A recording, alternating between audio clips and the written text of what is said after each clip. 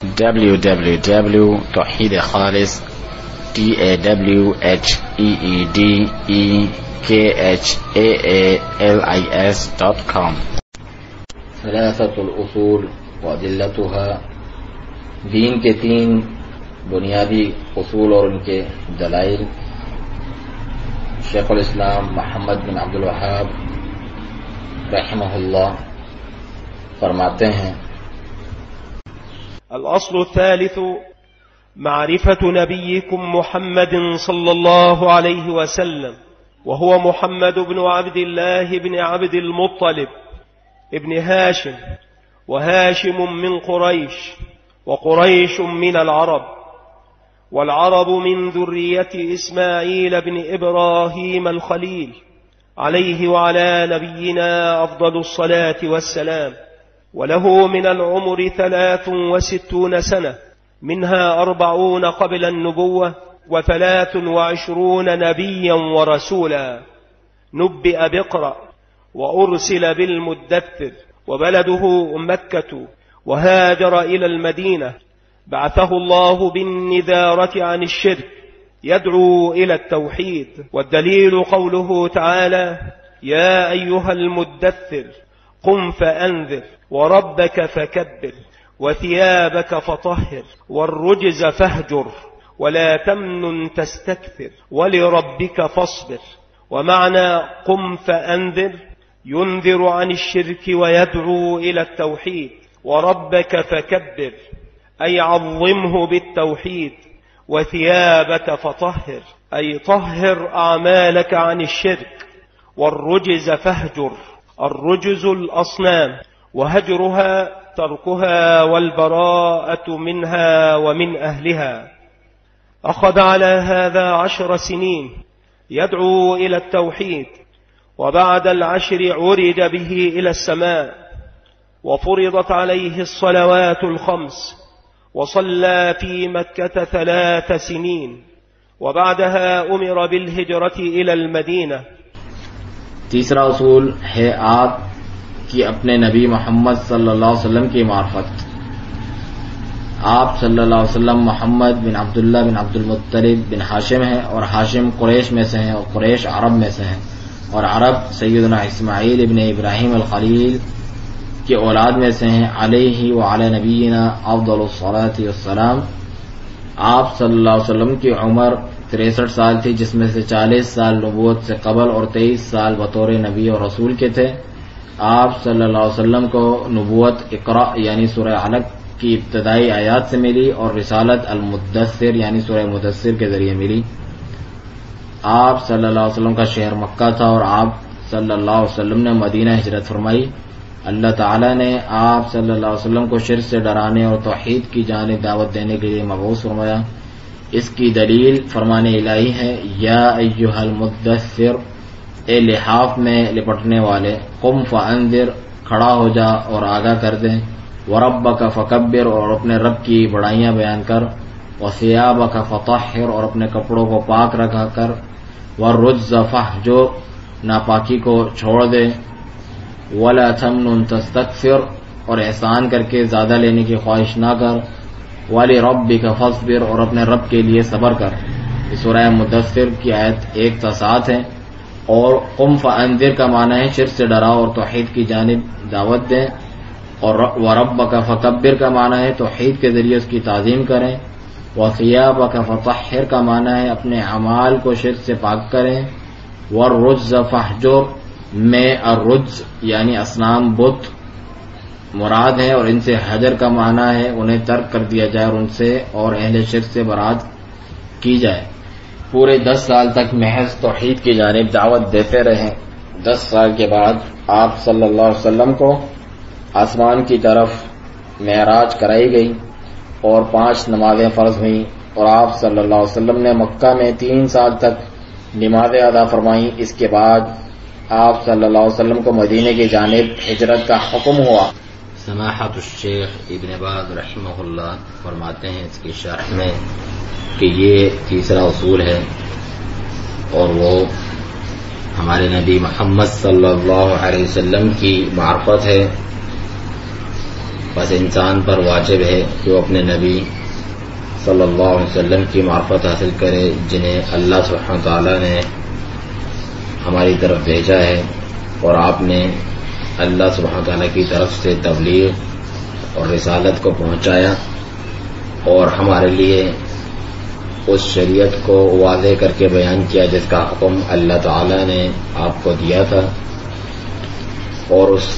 عبادت کی بھی بھرپور طریقے سے وضاحت فرمائی جس کے لیے ہمیں پیدا کیا گیا ہے۔ اللہ سبحانہ تعالیٰ نے جس کے لیے انسانوں کو پیدا کیا، یعنی اپنی عبادت کے لیے، اسے بھی مکمل طریقے سے کھول کھول کر بیان فرمایا۔ اور یہ نبی محمد علیہ الصلوۃ والسلام ہے جو کہ خاتم الانبیاء ہے، اور امت جن و انس کے لیے اللہ تعالیٰ کے بھیجے گئے رسول ہیں۔ اللہ سبحانہ وتعالی نے آپ کو تمام لوگوں کے لیے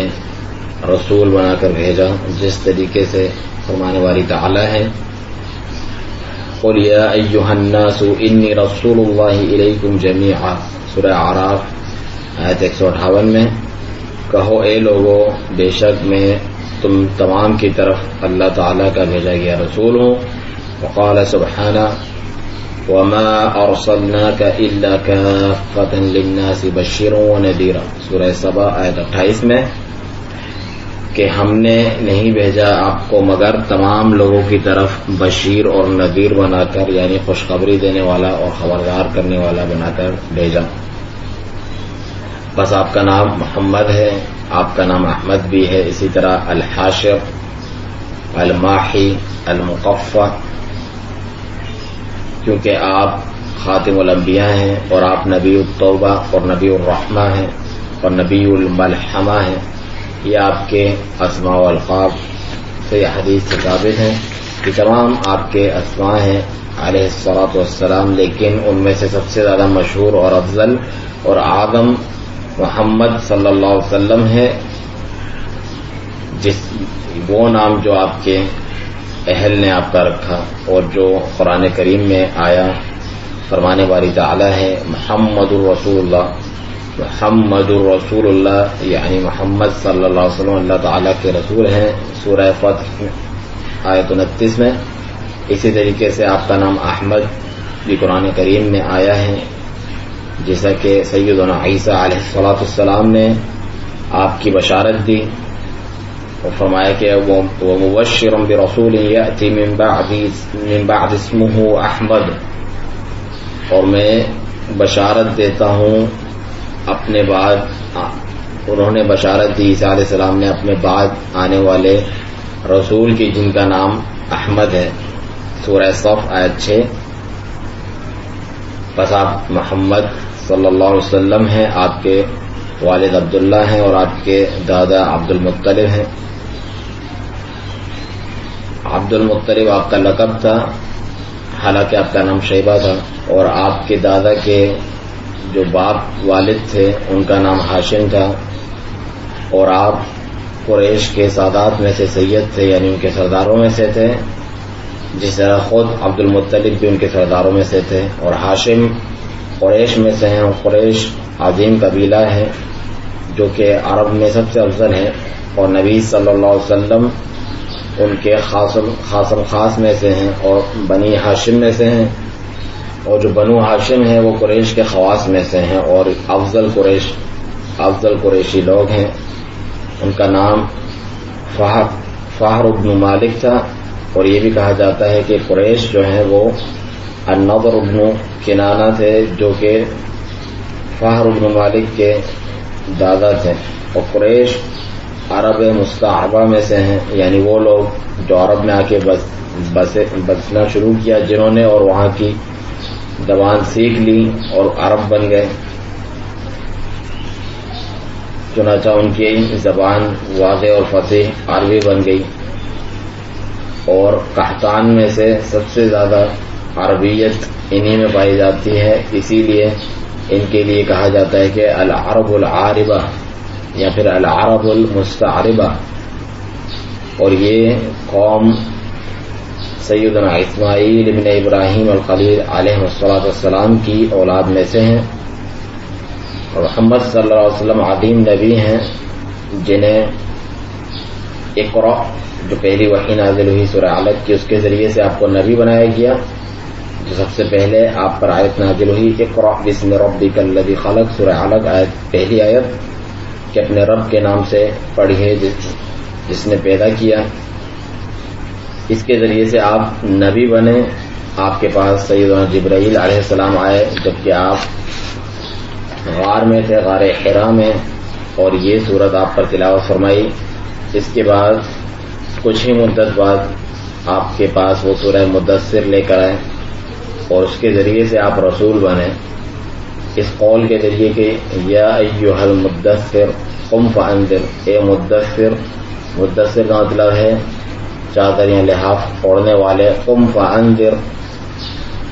کھڑے ہو جائیں اور لوگوں کو انذار کریں، انہیں ڈرائیں، انہیں خبر کریں. کیونکہ اس کے بعد جو وحی آئی اس میں معاملات اور شدت اختیار کر گئے. جب آپ صلی اللہ علیہ وسلم پر پہلی وحی آئی تھی اس وقت آپ پر وہ مشقت گزری جس کی وجہ سے آپ نے فرمایا کہ زملونی، مجھے چادر اڑا دو، مجھے کمبل اڑا دو. اس شدت کی وجہ سے، اس خوف کی شدت کی وجہ سے کہ سیدنا جبرائیل علیہ السلام نے آپ کو پکڑ کے بینچا تھا کئی مرتبہ اور کہا تھا کہ اقرا، آپ پڑھیں، جو کہ تمہید تھی، ابتدا تھی اس رسالت کے بارے گراں کو اٹھانے کے لیے، اس کی عظمت کے لیے. چنانچہ پھر اللہ سبحانہ تعالیٰ نے فرمایا اس کے بعد کہ یا ایھا المدثر قم فانذر، یعنی آپ کھڑے ہوں اور لوگوں کو ڈرائیے. اس کے ذریعے سے آپ رسول بنے کیونکہ اللہ تعالیٰ نے لوگوں کو خبردار کرنے اور ڈرانے کی یعنی اپنی رسالت پہنچانے کا یہاں حکم دیا. وَرَبَّكَ فَكَبِّرْ، اور اپنے رب کی تکبیر بڑائی بیان کریں، یعنی عظمہ بالتوحید، توحید کے ذریعے اللہ تعالیٰ کی عظمت بیان کریں. وَثِيَابَكَ فَطَهِّرْ، اور اپنے کپڑے پاک رکھیں. یعنی اس کا مطلب یہ ہے کہ اپنے اعمال کو شرک سے پاک رکھیں، کیونکہ کپڑوں کو پاک رکھنا یہاں سے اس آیت سے مراد نہیں ہے کیونکہ اس وقت نماز فرض نہیں ہوئی تھی. یہاں سے مراد اعمال کی پاکی ہے، جیسا کہ اللہ تعالیٰ نے فرمایا سورہ اعراف میں آیت 26 میں وَلِبَاسُ التَّقْوَىٰ ذَٰلِكَ خَيْرٌ، اور تقویٰ کا لباس زیادہ بہتر ہے، یعنی عمل کو لباس کہا گیا. وَالرُّجْزَ فَاهْجُرْ، رجز کو چھوڑ دیں. رجز کا مطلب اصنام ہے، بت ہے، اور اس کو حجر کرنا، چھوڑنے کا مطلب ہے اس کو ترکھا، اس کو چھوڑ دینا اور اس سے برات و بیزاری کا اعلان کرنا، اس سے اور اس کے اہل سے یعنی شرک اور مشرکین سے. آپ اسی پر عمل پیرا رہے، 10 سال تک اللہ تعالیٰ کی توحید کی طرف بلاتے رہے اور لوگوں کو شرک سے ڈراتے رہیں اور انہیں اس بات کا حکم دیتے رہے کہ اللہ سبحانہ تعالیٰ کے سوا ہر ایک کی عبادت کو چھوڑ دیا جائے اور ان اصنام اور اوثان، ان بتوں وغیرہ کی عبادت کو چھوڑ دیا جائے. اور انہیں اس بات کا حکم دیا کہ اللہ تعالیٰ کو اپنی دعا میں، اپنی نظر و نیاز میں اور اپنی قربانیوں وغیرہ عبادات میں خاص کر دیا جائے، اس کے سوا کسی کے لیے انہیں ادا نہیں کیا جائے. اس کے بعد آپ صلی اللہ علیہ وسلم کو معراج کرائی گئی آسمانوں کی طرف سیدنا جبرائیل علیہ السلام کے ساتھ، اور آپ کے لیے آسمانوں کے دروازے کھولے گئے. اس مقام تک، اس اعلیٰ اور بلند مقام تک کے ساتھ 7ویں آسمان کے اوپر آپ صلی اللہ علیہ وسلم پہنچے، یہاں تک کہ آپ نے فرشتوں کے کلموں کے لکھنے کی سرسراہٹ تک سنی. پھر اللہ تعالیٰ نے آپ صلی اللہ علیہ وسلم کو ندا کی اور آپ سے ہم کلام ہوا اور آپ پر 5 نمازیں فرض کی، جنہیں پہلے 50 نمازیں فرض کیا گیا تھا. پھر آپ صلی اللہ علیہ وسلم بدستور اس کی تخفیف کا مطالبہ کرتے رہے یہاں تک کہ انہیں 5 کر دیا گیا. اور اللہ سبحانہ تعالیٰ نے فرمایا یا 5 فی العدد، یہ تعداد میں تو 5 ہیں वही खमसूना फ़ी उम्मिल किताब, लेकिन जो उम्मुल किताब है, जो लौह महफूज है, उसमें इनकी तादाद 50 ही लिखी है। चुनाचा जिसने इन 5 नमाजों की हिफाजत की और उन्हें अदा किया तो उसके लिए 50 का ही अजर लिखा जाता है। फल हसनतु बिअश्रि अम्सालिहा, अल्लाह ताला के नज़दीक एक नेकी 10 के बराबर है। बस ये अहकाम लेके आप सल्लल्लाहु अलैहि वसल्लम मेराज से वापस आए, नाजिल हुए और 5 नमाजें शब और रोज़ में मुकर्रर कर दी गईं, ज़ोहर, असर, मगरिब, इशा और फजर। और आप सल्लल्लाहु अलैहि वसल्लम ने हिजरत से कबल 3 साल तक मक्के में ही नमाज अदा फरमाई। फिर मदीने की जानिब आपने हिजरत फरमाई, जब आप पर तकालीफ और अज़ियतें कुरैश की तरफ से आप पर और आपके सहाबा पर शदीद कर दी गई और अरसा हयात तंग कर दिया गया, तो अल्लाह ताला ने आपको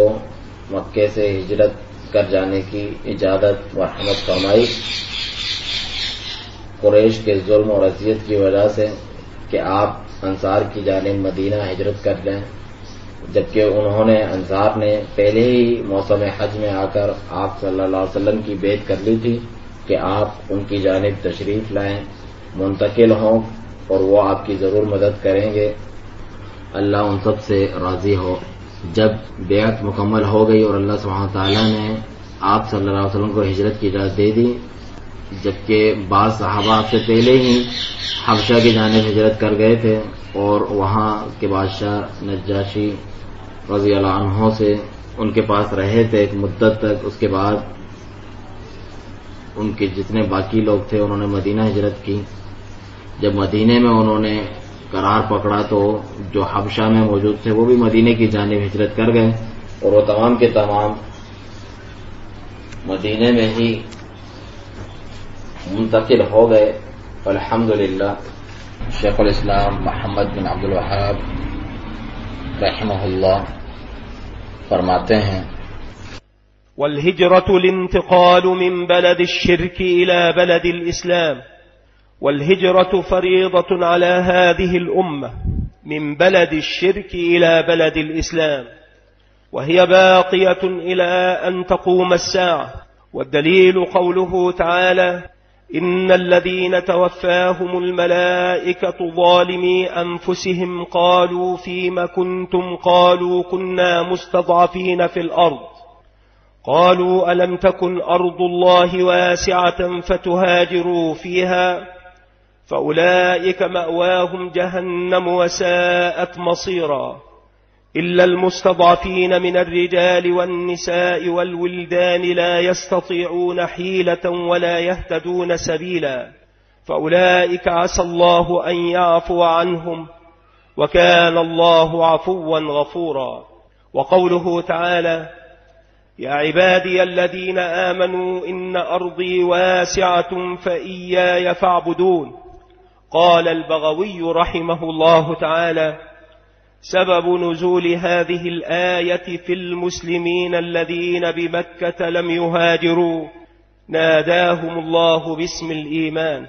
والدليل على الهجرة من السنة قوله صلى الله عليه وسلم لا تنقطع الهجرة حتى تنقطع التوبة ولا تنقطع التوبة حتى تطلع الشمس من مغربها. فلما استقر بالمدينة أمر ببقية شرائع الإسلام مثل الزكاة والصوم والحج والجهاد والأذان والأمر بالمعروف والنهي عن المنكر وغير ذلك من شرائع الإسلام. أخذ على هذا 10 سنين وبعدها توفي صلوات الله وسلامه عليه ودينه باق، وهذا دينه لا خير إلا دل الأمة عليه ولا شر إلا حذرها منه، والخير الذي دل عليه التوحيد وجميع ما يحبه الله ويرضاه، والشر الذي حذر منه الشرك وجميع ما يكرهه الله ويأباه. بعثه الله إلى الناس كافة وافترض الله طاعته على جميع الثقلين الجن والإنس. والدليل قوله تعالى قل يا أيها الناس إني رسول الله إليكم جميعا وأكمل الله به الدين. والدليل قوله تعالى: اليوم أكملت لكم دينكم وأتممت عليكم نعمتي ورضيت لكم الإسلام دينا. والدليل على موته صلى الله عليه وسلم قوله تعالى: إنك ميت وإنهم ميتون ثم إنكم يوم القيامة عند ربكم تختصمون والناس إذا ماتوا يبعثون. والدليل قوله تعالى: منها خلقناكم وفيها نعيدكم ومنها نخرجكم تارة أخرى. وقوله تعالى: والله أنبتكم من الأرض نباتا ثم يعيدكم فيها ويخرجكم إخراجا. وبعد البعث محاسبون ومجزيون بأعمالهم.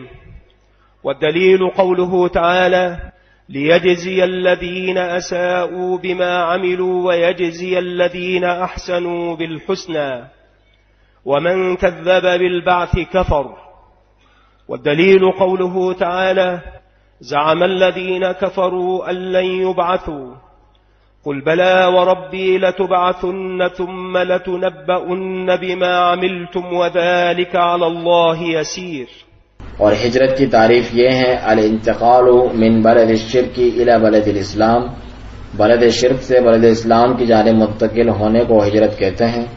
اس امت پر ہجرت فرض ہے کہ وہ بلد شرک سے بلد اسلام کی جانب ہجرت کرے، اور یہ تا قیامت باقی رہے گی. اس کی دلیل فرمان الہی ہے: ان الذين توفاهم الملائكة ظالمي انفسهم قالوا فيما كنتم قالوا كنا مستضعفين في الارض. جو لوگ اپنی جانوں پر ظلم کرنے والے ہیں، جب فرشتے ان کی روح قبض کرتے ہیں تو پوچھتے ہیں تم کس حال میں تھے؟ یہ جواب دیتے ہیں کہ ہم اپنی جگہ کمزور اور مغلوب تھے. قالوا ألم تكن أرض الله واسعة فتهاجروا فيها. فرشتے کہتے ہیں کہ اللہ تعالیٰ کی زمین کشادہ نہ تھی کہ تم ہجرت کر جاتے. فأولئك مأواهم جہنم وساءت مصيرا. یہی لوگ ہیں جن کا ٹھکانہ دوزخ ہے اور وہ پہنچنے کی بری جگہ ہے. إلا المستضعفين من الرجال والنساء والولدان لا يستطيعون حيلة ولا يهتدون سبيلا فأولئك عسى الله أن يعفو عنهم وكان الله عفوا غفورا. سورہ نساء آیت 97-99. فرمایا کہ مگر جو مرد، عورتیں اور بچے بے بس ہیں، جنہیں نہ تو کسی چارہ کار کی طاقت ہے اور نہ کسی راستے کا علم ہے، قریب ہے کہ اللہ تعالیٰ ان سے درگزر کرے، اور اللہ تعالیٰ درگزر کرنے والا اور معاف کرنے والا ہے. اور فرمان الہی ہے سورہ عنکبوت آیت 56 میں: یا عبادی الذین آمنوا ان ارضی واسعۃ فإیایا فاعبدون. اے میرے ایماندار بندو، میری زمین بہت کشادہ ہے، تو تم میری ہی عبادت کرو. امام بغوی رحمہ اللہ فرماتے ہیں: سبب نزول هذه الآية في المسلمين الذين بمکہ لم يحاجروا ناداهم الله باسم الایمان. ان آیات کے نزول کا سبب وہ مسلمان تھے جو مکہ میں تھے اور ابھی تک ہجرت نہیں کی تھی، تو اللہ تعالیٰ نے انہیں بھی ایمان کے نام سے پکارا. سنت سے ہجرت کی دلیل آپ صلی اللہ علیہ وسلم کا یہ فرمان ہے: لا تنقطع الحجرۃ حتى تنقطع التوبہ ولا تنقطع التوبۃ حتى تطلع الشمس من مغربها. ہجرت منقطع نہیں ہوگی جب تک توبہ منقطع نہیں ہوگی، اور توبہ منقطع نہیں ہوگی جب تک سورج اپنے مغرب سے طلوع نہ ہو. یہ صحیح ابو داؤد کی روایت ہے. جب آپ صلی اللہ علیہ وسلم مدینہ میں سکونت پذیر ہوئے، پھر آپ صلی اللہ علیہ وسلم کو اسلام کے باقی شرعی احکام کا حکم ہوا، جیسے زکوٰۃ، روزے، حج، جہاد اور اذان، امر بالمعروف اور نہی عن المنکر، اور اس کے علاوہ دیگر شرعی احکام. 10 سال تک آپ صلی اللہ علیہ وسلم اسی پر کاربند رہے، اور اس کے بعد آپ صلی اللہ علیہ وسلم کی وفات ہو گئی صلوات اللہ وسلام علیہ. لیکن آپ صلی اللہ علیہ وسلم کا دین باقی ہے، اور یہی آپ صلی اللہ علیہ وسلم کا دین ہے. کوئی خیر نہ چھوڑی مگر امت کو اس کی جانب رہنمائی فرما دی، اور کوئی شر نہ چھوڑا مگر اس سے خبردار فرما دیا. وہ خیر جس کی جانب آپ صلی اللہ علیہ وسلم نے رہنمائی فرمائی وہ توحید ہے، اور وہ تمام باتیں جنہیں اللہ تعالیٰ پسند کرتا ہے اور ان سے راضی ہوتا ہے، اور وہ شر جس سے آپ صلی اللہ علیہ وسلم نے خبردار فرمایا وہ شرک ہے، اور وہ تمام باتیں جنہیں اللہ تعالیٰ ناپسند فرماتا ہے اور بیزاری ظاہر فرماتا ہے۔ اللہ تعالیٰ نے آپ صلی اللہ علیہ وسلم کو تمام انسانیت کے لیے مبعوث فرمایا، اور آپ صلی اللہ علیہ وسلم کی اطاعت کو تمام ثقلین پر فرض قرار دیا، یعنی جن و انس پر۔ اس کی دلیل فرمان الہی ہے سورہ اعراف آیت 158 میں، قُلْ يَا أَيُّهَا النَّاسُ إِنِّي رَسُولُ اللَّهِ إِلَيْكُمْ جَمِيعًا، آپ کہہ دیجئے اے لوگوں میں تم سب کی طرف سے اللہ کا بھیجا ہوا رسول ہوں۔ دین اسلام کا کمال یہ ہے، اللہ سبحانہ تعالیٰ نے آپ صلی اللہ علیہ وسلم کے ذریعے دین کی تکمیل فرمائی۔ اس کی دلیل فرمان الہی ہے اليوم اکملت لکم دینکم واتممت علیکم نعمتی ورضیت لکم الاسلام دینا، سورہ مائدہ آیت 3۔ آج میں نے تمہارے لیے تمہارے دین کو کامل کر دیا اور تم پر اپنا انعام بھرپور کر دیا، اور تمہارے لیے اسلام کے دین ہونے پر رضامند ہو گیا۔ آپ صلی اللہ علیہ وسلم کی موت کی دلیل یہ فرمان الہی ہے انک میت وانہم میتون ثم انکم یوم القیامت عند ربکم تختصمون، سورہ زمر آیت 30 اور 31 میں، یقیناً خود آپ کو بھی موت آئے گی اور یہ سب بھی مرنے والے ہیں، پھر تم سب قیامت کے دن اپنے رب کے سامنے جھگڑو گے، اور جب لوگ مر جائیں گے تو انہیں دوبارہ جی اٹھنا ہوگا۔ اس کی دلیل اللہ تعالیٰ کا یہ فرمان منہا خلقناکم وفیہا نعیدکم ومنہا نخرجکم تارۃ اخری، سورہ طٰہٰ آیت 55 میں،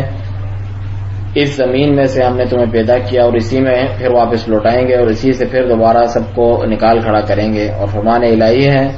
واللہ انبتکم من الارض نباتا ثم یعیدکم فیہا ویخرجکم اخراجا، سورہ نوح آیت 17 اور 18، اور تم کو زمین سے ایک خاص اہتمام سے اگایا، پھر اللہ سبحانہ تعالیٰ نے تم کو زمین سے ایک خاص اہتمام سے اگایا ہے، پھر تمہیں اسی میں لوٹا لے جائے گا اور ایک خاص طریقے سے پھر نکالے گا۔ مر کر جی اٹھنے کے بعد سب کا حساب ہوگا اور ان کے اعمال کی جزا دی جائے گی۔ اس کی دلیل فرمان الہی ہے وَلِلَّهِ مَا فِي السَّمَاوَاتِ وَمَا فِي الْأَرْضِ لِيَجْزِيَ الَّذِينَ أَسَاءُوا بِمَا عَمِلُوا وَيَجْزِيَ الَّذِينَ أَحْسَنُوا بِالْحُسْنَى، سورہ نجم آیت 31۔ اور اللہ ہی کا ہے جو کچھ آسمانوں میں ہے اور جو کچھ زمین میں ہے، تاکہ اللہ تعالیٰ برے عمل کرنے والوں کو ان کے اعمال کا بدلہ دے اور نیک کام کرنے والوں کو اچھا بدلہ عنایت فرمائے۔ جو شخص مر کر جی اٹھنے کا انکار کرتا ہے وہ کافر ہے۔ اس کی دلیل اللہ تعالیٰ کا یہ فرمان ہے زعم الذین کفروا ان لن یبعثوا قل بلی وربی لتبعثن ثم لتنبؤن بما عملتم وذلک علی اللہ یسیر، سورہ تغابن آیت 7 میں، ان کافروں نے خیال کیا ہے کہ دوبارہ زندہ نہ کیے جائیں گے۔ آپ کہہ دیجئے کیوں نہیں، اللہ کی قسم تم ضرور دوبارہ اٹھائے جاؤ گے، پھر جو تم نے کیا اس کی خبر ضرور دیے جاؤ گے، اور اللہ پر یہ بالکل آسان ہے۔ اس کی شرح میں سماحت الشیخ ابن باز رحمہ اللہ فرماتے ہیں جب آپ مدینے میں سکونت اختیار کی ہجرت کے بعد تو اللہ سبحانہ تعالیٰ نے آپ کو باقی شریعت اسلام کا بھی حکم دیا، جیسا کہ زکوٰۃ اور رمضان کے روزے اور بیت اللہ کا حج اور جہاد، نیکی کا حکم کرنا، برائی سے روکنا، امر بالمعروف نہی عن المنکر، کیونکہ مدینہ اب دارالاسلام بن چکا تھا اور یہ مسلمانوں کا پہلا دارالخلافہ تھا، اسی لیے ان امور کا انہیں حکم دیا گیا، کیونکہ اب وہ اس بات پر قادر تھے کہ نیکی کا حکم کریں اور برائی سے روکیں، اور یہ اللہ عز و جل کی رحمت میں سے ہیں کہ اللہ تعالیٰ نے ان واجبات کو مدینے کی جانب ہجرت کرنے تک ملتوی رکھا۔ زکوٰۃ کی جو اصل مشروعیت ہے وہ مکے میں ہوئی تھی، لیکن جیسا کہ اللہ تعالیٰ نے سورہ انعام میں فرمایا جو کہ مکی صورت ہے وَآتُوا حَقَّهُ يَوْمَ حَصَادِهِ، سورہ انعام آیت 141 میں، کہ جب فصل کی کٹائی ہو یا باغ سے پھل اترے تو اس دن اس کا حق ادا کرو، جیسے کہ عشر وغیرہ کے مسائل ہیں، لیکن اس کا نصاب اور اس کے مصارف اور اس کے احکام کی تفصیل یہ تمام باتیں مدینہ میں ہی نازل ہوئیں۔ اسی طریقے سے رمضان کے روزے سن 2 ہجری میں مشروع قرار دیے گئے، اسی طریقے سے حج ہے وہ سن 9 یا 10 ہجری میں مشروع قرار دیا گیا، فرض قرار دیا گیا، اور اللہ تعالیٰ نے یہ آیت نازل فرمائی سورہ آل عمران آیت 97 وَلِلَّهِ عَلَى النَّاسِ حِجُّ الْبَيْتِ مَنِ اسْتَطَاعَ إِلَيْهِ سَبِيلًا، اور اللہ تعالیٰ کے لیے لوگوں پر فرض ہے کہ اس کے گھر کا حج کریں جو اس تک پہنچنے کی استطاعت رکھتا ہو۔ چنانچہ سورہ آل عمران کی آیت ہے اور یہ مدنی صورت ہے۔ اسی طریقے سے جہاد کا بھی حکم مدینے میں ہی دیا گیا۔ سب سے پہلے ان لوگوں سے جہاد کا حکم دیا گیا جو آپ سے لڑتے ہیں، اور جو آپ سے نہیں لڑتے ان سے ہاتھوں کو روک لینے کا حکم تھا۔ اس کے بعد اس کی بھی اجازت دے دی گئی کہ ہم خود قتال میں ابتدا کر سکتے ہیں اور کافروں سے لڑائی کی جائے، اگرچہ وہ شروعات نہ بھی کریں، انہیں اللہ تعالیٰ کی طرف دعوت دی جائے اور رہنمائی کی جائے۔ اگر وہ مان لیں تو بہتر، ورنہ ان سے قتال کیا جائے یہاں تک کہ وہ حق کے آگے سرنگو ہو جائیں، سوائے اہل کتاب کے، کیونکہ ان سے جزیہ لے کے بھی انہیں چھوڑا جا سکتا ہے۔ اور اللہ تعالیٰ نے مجوس کے تعلق سے بھی جو اہل کتاب کا دستور اور سنت طریقہ رہا اسی کو ان کے تعلق سے بھی مشروع قرار دیا گیا، یعنی یہاں تو اسلام قبول کیا جائے یا پھر جزیہ دیا جائے، لیکن جو ان کے علاوہ کفار ہیں ان سے یہاں تو اسلام تسلیم کیا جائے گا، یہاں پھر ان کے لیے تلوار ہے، مگر یہ قدرت کے ساتھ مشروط ہے، یعنی طاقت کے ساتھ ان سے اس طریقے سے جہاد کیا جائے گا۔ اور جب اللہ تعالیٰ نے اپنا دین مکمل کر لیا اور اپنی نعمت تمام کر دی تو اللہ سبحانہ تعالیٰ نے اپنے نبی صلی اللہ علیہ وسلم کو اپنی طرف بلا دیا، وفات دے دی ہجرت کے 10 سال بعد، اس کے بعد کہ آپ نے بلاغ المبین کھول کر واضح طریقے سے اللہ تعالیٰ کا پیغام پہنچا دیا تھا، اور اللہ تعالیٰ نے آپ کے ذریعے سے اپنا دین مکمل فرما لیا تھا اور اپنی نعمت تمام کر لی تھی، جس طریقے سے اللہ تعالیٰ فرماتا ہے اليوم اکملت لکم دینکم واتممت علیکم نعمتی ورضیت لکم الاسلام دینا، آج کے دن میں نے تمہارے لیے تمہارا دین مکمل کر دیا اور اپنی نعمت تم پر تمام کر دی، اور تمہارے لیے اسلام کا بطور دین ہونے پر راضی ہو گیا۔ اور اللہ جل وعلا نے یہ بھی فرمایا، یہ سورہ مائدہ کی آیت 3 ہے، دوسری آیت میں فرمایا انک میت وانہم میتون، بے شک اے نبی صلی اللہ علیہ وسلم آپ کو بھی وفات آئے گی، آپ کو بھی موت آئے گی، اور انہیں کافروں کو بھی موت آئے گی۔ ثم انکم یوم القیامت عند ربکم تختصمون، پھر تم یقیناً بروز قیامت اپنے رب کے سامنے جھگڑو گے، سورہ زمر آیت 30 اور 31 میں۔ اور لوگ جب مر جاتے ہیں تو پھر مرنے کے بعد واپس سے جی اٹھیں گے، انہیں زندہ فرمائے گا اللہ سبحانہ وتعالی حساب و کتاب کے لیے، جس طریقے سے فرمانے والی تعالی ہے واللہ انبتکم من الارض نباتا، اللہ تعالیٰ نے تمہیں زمین میں سے خاص طریقے سے اگایا، ثم یعیدکم فیہا ویخرجکم اخراجا، پھر اس میں واپس لوٹائے گا اور اس میں سے خاص طریقے سے واپس نکالے گا، سورہ نوح آیت 17 اور 18۔ اور اللہ سبحانہ وتعالی فرماتے ہیں زعم الذین کفروا ان لن یبعثوا، کفار یہ گمان کرتے ہیں کہ انہیں دوبارہ زندہ نہیں کیا جائے گا، قل بلا وربی لتبعثن ثم لتنبؤن بما عملتم، کہیں میرے رب کی قسم تمہیں ضرور بالضرور مرنے کے بعد واپس زندہ کیا جائے گا، اور پھر تمہیں ضرور بالضرور جو ہے جو اعمال تم کرتے تھے اس کی خبر کر دی جائے گی۔ وذالک علی اللہ یسیر، اور یہ بات تو اللہ تعالیٰ پر بہت آسان ہے، سورہ تغابن آیت 7۔ اور اللہ تعالیٰ نے فرمایا وَلِلَّهِ مَا فِي السَّمَاوَاتِ وَمَا فِي الْأَرْضِ، اور اللہ تعالیٰ ہی کے لیے ہیں جو کچھ آسمانوں میں ہے اور زمین میں، لِيَجْزِيَ الَّذِينَ أَسَاءُوا بِمَا عَمِلُوا وَيَجْزِيَ الَّذِينَ أَحْسَنُوا بِالْحُسْنَى، تاکہ وہ برائی کرنے والوں کو ان کے عمل کی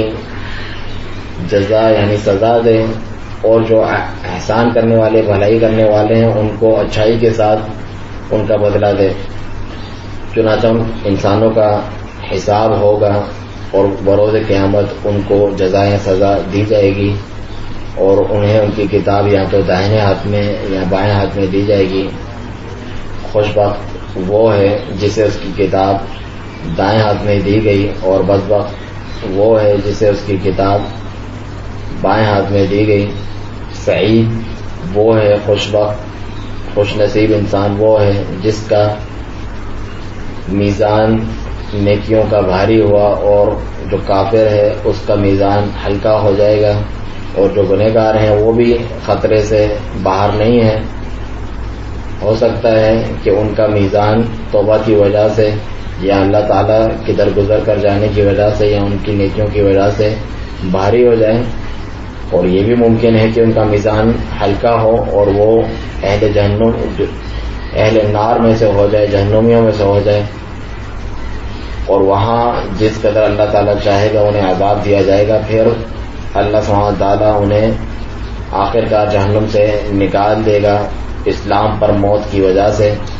چنانچہ ہر مکلف پر یہ واجب ہے کہ وہ برے اعمال سے بچے اور توبہ کو لازم پکڑے اور دین پر استقامت اختیار کرے، کیونکہ وہ نہیں جانتا کہ کب اس کی اجل، کب اس کی موت اس پر حملہ آور ہو۔ چنانچہ خبردار رہیے بھرپور طریقے سے، اور ایک مسلم چوکنا رہے اور پرعزم ہو، اور اپنے نفس سے جہاد کرے تاکہ اس کو حق پر مستقیم رکھے، ثابت قدم رکھے، اور ایسی توبہ کرو جو سچی توبہ ہو تمام گناہوں سے، تاکہ جب آپ پر موت طاری ہو تو وہ بہترین عمل پر گامزن ہو اور استقامت پر قائم ہو، اور بالآخر وہ سعادت مندی کے پر فائز ہو جائے اور قیامت کے دن نجات پا جائے۔